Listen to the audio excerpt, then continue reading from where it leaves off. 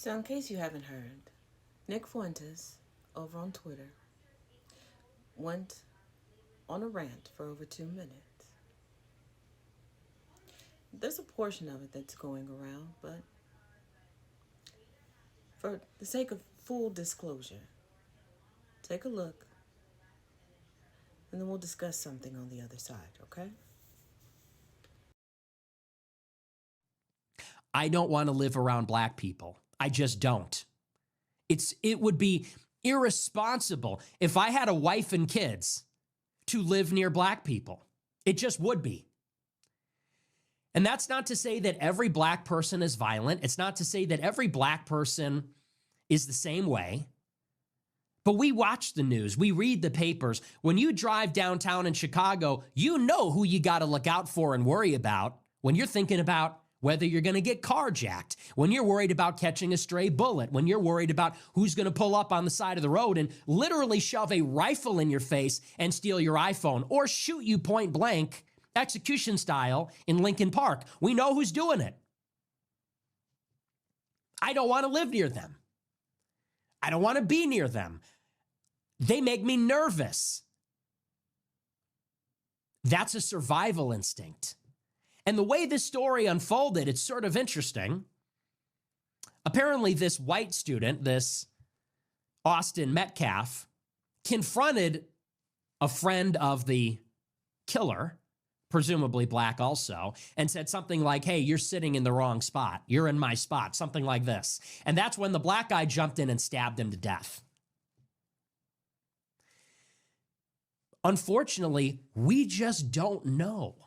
When you're on the subway, when you're driving in your car, when you're in the city streets, you don't know whether the black person in proximity to you is one of the good ones or one of the ones who is going to summon an unbelievable, I mean, literally, for people like us, an unthinkable level of spontaneous brutality, senseless and merciless violence in an instant. We don't know. There's ambiguity. You're sitting on a subway. You look across. You see someone acting strange or aggressive. Is this someone who is going to pull out a knife and in 2 seconds slit my throat and kill me? Or is this just someone who's having a bad day? We don't know. I'm not willing to risk my life to find out. It's not worth it to me.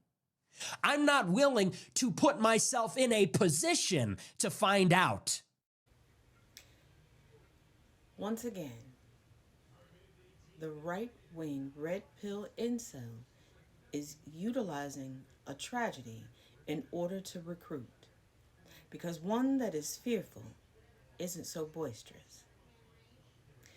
Let's go into some information surrounding Mr. Austin Metcalf and what happened to him, coming from WFAA.com.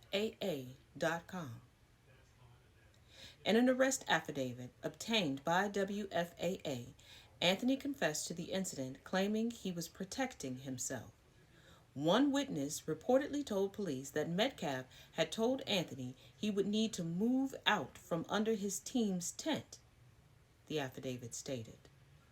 Upon telling him this, the witness told police that Anthony opened his bag and reached inside.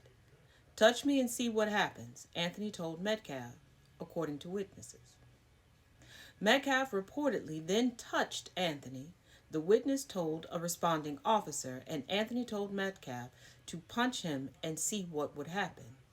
Soon afterwards, the witness said, Metcalf reportedly grabbed Anthony to tell him to move, at which point, the affidavit continues, Anthony reportedly pulled out what the witness recalled as a black knife and stabbed Metcalf once in the chest before running away.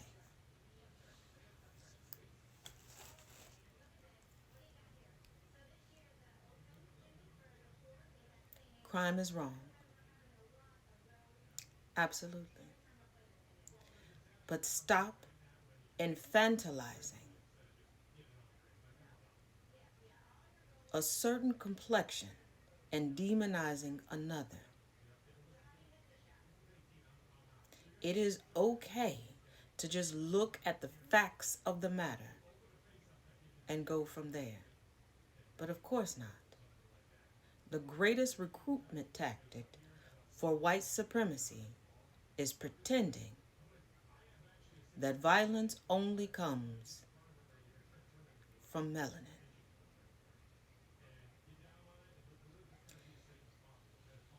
And if Mr. Fuentes was so afraid of living near black people, he would finally move out of the Chicagoland area